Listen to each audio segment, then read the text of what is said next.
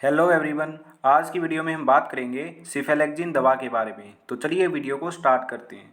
सिफेलेक्जिन जो ये दवा है, ये सिफेलोस्पोरिन ग्रुप की एंटीबायोटिक होती है। मार्केट में ये अलग अलग ब्रांड नेम से आपको मिल जाएगी, जैसे फिनेक्जिन नाम से मिल जाएगी, स्पोरिडोक्स नाम से मिल जाएगी। इसके अलावा भी अलग अलग ब्रांड नेम से आपको ये दवा मिल जाएगी। तो मेन पॉइंट याद रखना है, सिफेलेक्जिन एक सिफेलोस्पोरिन ग्रुप की एंटीबायोटिक है। अब हम बात करते हैं कि जो ये एंटीबायोटिक है सिफेलेक्जिन नाम की, इसका यूज़ कहाँ पे होता है। तो ध्यान से देखिएगा, इसका यूज़ होता है स्किन इन्फेक्शन को ठीक करने के लिए, सॉफ्ट टिश्यू इन्फेक्शन को ठीक करने के लिए, ओटाइटस मीडिया यानी कि मिडल ईयर कान के अंदर अगर इन्फेक्शन हो गया है उसको ठीक करने के लिए, अनकॉम्प्लिकेटेड यूटीआई, यूटीआई यानी कि यूरिनरी ट्रैक्ट इन्फेक्शन, इसके अंदर यूज किया जाता है। बोन इन्फेक्शन या फिर जॉइंट इन्फेक्शन हो गया है उसको ठीक करने के लिए, रेस्पिरेटरी ट्रैक्ट इन्फेक्शन यानी कि जैसे लंग्स के अंदर इन्फेक्शन हो गया तो उसको ठीक करने के लिए इसका यूज किया जाएगा। एक्यूट डेंटल इन्फेक्शन, दांतों के अंदर अगर कोई इन्फेक्शन है, बैक्टीरियल इन्फेक्शन, उसको ठीक करने के लिए यूज किया जाएगा। जेनिटो यूरिनरी इन्फेक्शन, इसका क्या मतलब है, जैसे यूरिनरी ब्लैडर में अगर इन्फेक्शन है, यूरेटर में इन्फेक्शन है, ओवरऑल इसका कहने का मतलब है यूरिनरी सिस्टम के अंदर अगर कोई इन्फेक्शन है तो उस कंडीशन के अंदर भी इस एंटीबायोटिक का यूज किया जाता है। नेक्स्ट है एक्यूट प्रोस्टेटाइटिस। इसका क्या मतलब है, एक प्रोस्टेट ग्लैंड होती है। प्रोस्टेट ग्लैंड क्या होती है, मेल रिप्रोडक्टिव सिस्टम के अंदर तीन तरीके की ग्लैंड्स होती हैं, जैसे सेमाइनल ग्लैंड होती है, प्रोस्टेट ग्लैंड होती है, बल्बो यूरेथ्रल ग्लैंड होती है। ठीक है, थोड़ा डिटेल में तो मैं नहीं बताऊंगा। तो तीन तरीके की ग्लैंड है, उनमें से एक का नाम प्रोस्टेट ग्लैंड है। तो अगर उसके अंदर इन्फेक्शन की वजह से इन्फ्लामेशन हो जाए, है ना, वो सूजन आ जाए इन्फेक्शन की वजह से, तो उस कंडीशन के अंदर भी इसका यूज किया जाता है। फेरिंगाइटस, इसका क्या मतलब है, फेरिंग्स यानी कि जो थ्रोट है उसके अंदर अगर सूजन आ जाए तो उसके अंदर भी इसका यूज कर सकते हैं। अब ध्यान से देखिएगा, मैंने ये सारी कंडीशंस बताई जिसके अंदर सिफेलेक्जिन एंटीबायोटिक का यूज किया जाता है। अब मैंने यहाँ पे बोला कि ये मैंने आपको इन्फेक्शन बताया कि इस इन्फेक्शन के अंदर इसका यूज करेंगे, लेकिन इन्फेक्शन तो बैक्टीरियल भी हो सकता है, वायरल भी हो सकता है, फंगल भी हो सकता है। तो जितनी भी एंटीबायोटिक हैं वो बैक्टीरियल इन्फेक्शन में काम आएंगी। ठीक है, अगर वायरस की वजह से इन्फेक्शन है तो एंटीबायोटिक वहाँ पे बेकार है, एंटीबायोटिक का कोई रोल नहीं है। तो वायरस की वजह से कोई इन्फेक्शन है तो वहाँ पे फिर हम एंटीवायरल ड्रग देंगे। अगर फंगल इन्फेक्शन है तो वहाँ पे फिर हम एंटी फंगल ड्रग्स देंगे। अगर बैक्टीरिया की वजह से इन्फेक्शन है तो फिर एंटीबायोटिक का यूज किया जाएगा। तो ये आपको ध्यान रखना है। ये जो सारी कंडीशन बताई है ना, ये जो सारे इन्फेक्शन बताए हैं, अगर ये इन्फेक्शन बैक्टीरिया की वजह से हुए हैं तो ही एंटीबायोटिक यूज की जाती है। ठीक है, वायरस की वजह से होगा तो एंटीवायरल ड्रग यूज करेंगे। ठीक है, तो जैसे आपको जुकाम हुआ है, जुकाम वायरस की वजह से होता है, अगर आपने एंटीबायोटिक ले ली तो वो किसी काम की नहीं है, जुकाम को वो ठीक नहीं करेगी। ठीक है, तो एंटीबायोटिक शब्द का मतलब आपको पता होना चाहिए। तो ये इसके यूज़ थे। आगे हम बात करते हैं डोज की, कि इसकी क्या क्या डोज है जो होती है। सबसे पहले चाइल्ड डोज, सिफेलेक्जिन एंटीबायोटिक की जो चाइल्ड डोज है वो होती है 25 से 50 mg पर केजी पर डे, और डिवाइडेड डोज में देनी होती है हर 12 घंटे के बाद। ये जो लाइन मैंने बोली है इसका मतलब समझिए, जो डोज है वो होती है पर डे होती है 25 से 50 mg पर केजी होती है। अगर 1 kg वजन है तो 25 से 50 mg हम देंगे। एग्जाम्पल जैसे मान लिया किसी बच्चे का वजन है 10 kg, ठीक है, उसको डॉक्टर डोज देगा, किस तरीके से देगा, जैसे हमने मान लिया 25 से 50 mg है तो 25 mg हम मान के चलते हैं, तो वजन के हिसाब से उसको 250 mg दिया जाना चाहिए सिफेलेक्जिन एंटीबायोटिक। तो ये जो 250 mg है ना, ये पर डे की है, इसको डिवाइड करना है दो डोज के अंदर।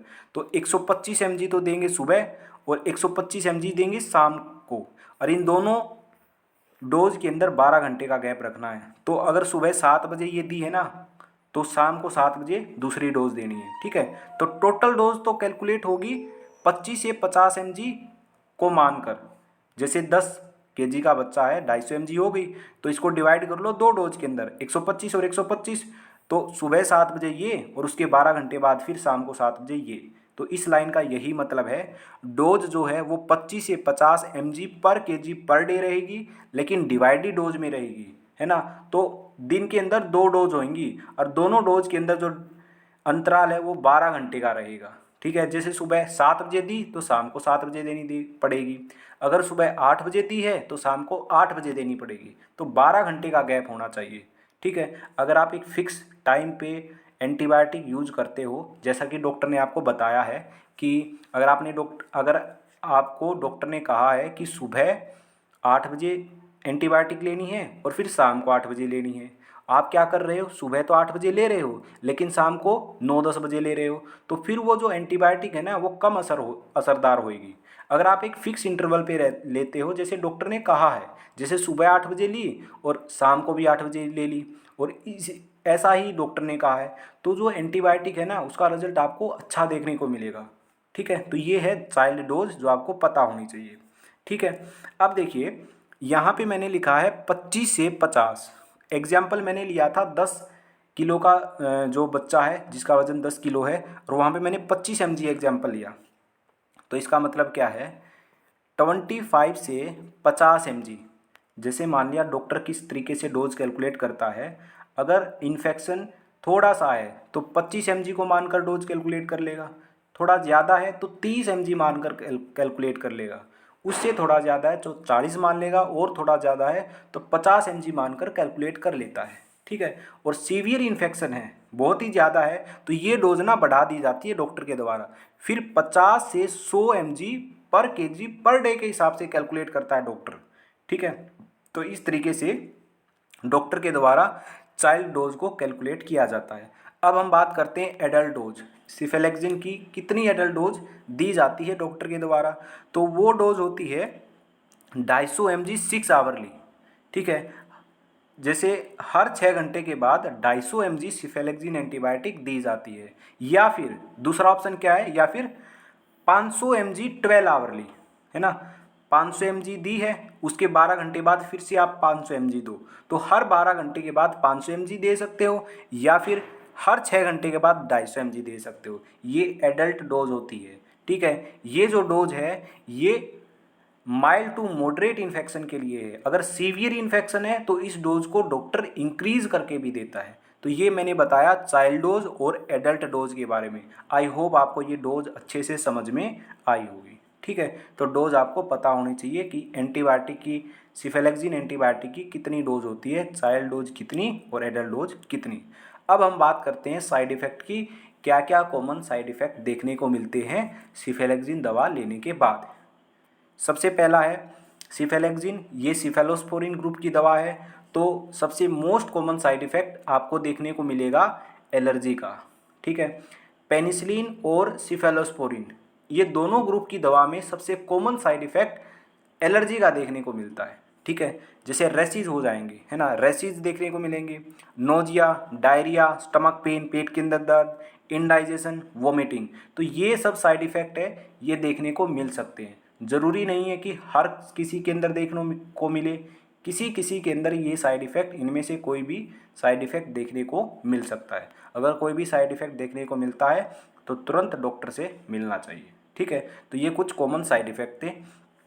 अब हम बात करते हैं सिफेलेक्सिन के इंट्रैक्शंस के बारे में, कि कौन कौन सी ऐसी दवा है जो इस दवा के साथ, सिफेलेक्सिन एंटीबायोटिक के साथ इंटरेक्ट कर सकती हैं।